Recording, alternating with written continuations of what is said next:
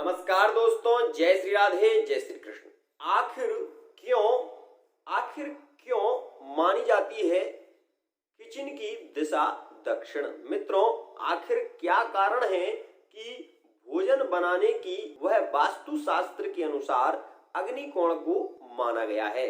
तो मित्रों, आज इस बात पर चर्चा करेंगे और आपको बताएंगे कि वह क्या कारण है जिसके कारण वास्तु दोष होता है और क्या कारण है जिससे वास्तु दोष का निवारण किया जा सकता है। तो मित्रों, सबसे पहले आपको यह ध्यान में रखना चाहिए कि किचन का द्वार के सामने कोई द्वार नहीं होना चाहिए।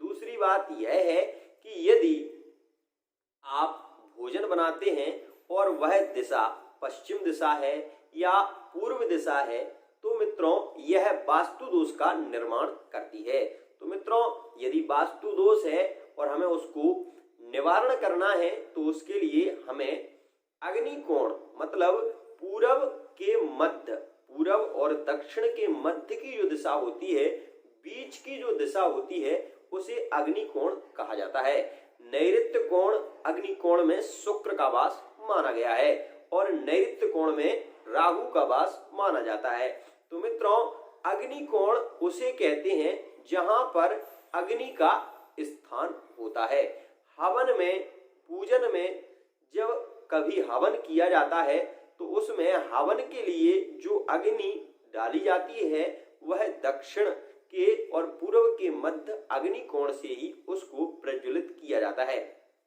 शास्त्रों का मत है यदि अग्नि कोण में भोजन पकाया जाए, बनाया जाए तो यह हमारे जीवन में सुख और समृद्धशाली भर देता है, क्योंकि दक्षिण दिशा और पूर्व दिशा के मध्य में अग्नि कोण का होना, अग्नि कोण में भोजन का बनना बहुत ही शुभ योग का निर्माण करता है। वहीं बात कर लें मित्रों, यदि घर में किसी भी प्रकार का जूठा भोजन रात में छूट जाता है तो यह दरिद्र योग का निर्माण करता है।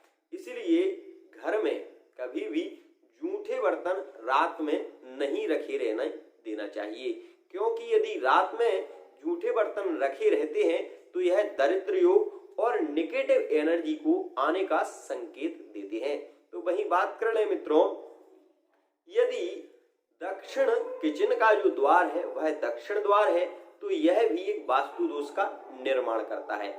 मित्रों, इसका निवारण करने के लिए हमें एक लक्ष्मी जी की फोटो दक्षिण द्वार के ऊपर लगा देनी चाहिए या फिर एक स्वस्तिक का चिन्ह ऊपर अंकित कर देना चाहिए, जिससे कि वास्तु दोष का निवारण हो सके।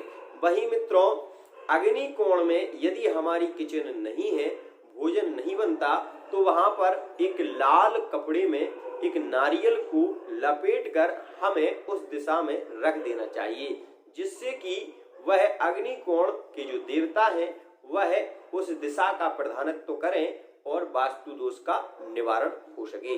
वास्तु दोष जिसके घर में होता है, अनायास ही बीमारियों का आना, नेगेटिव एनर्जी का होना, अचानक गैस में आग लग जाना, अचानक कहीं सिलेंडर में आग लग जाना, ऐसी स्थितियां स्वतः ही बनती रहती हैं।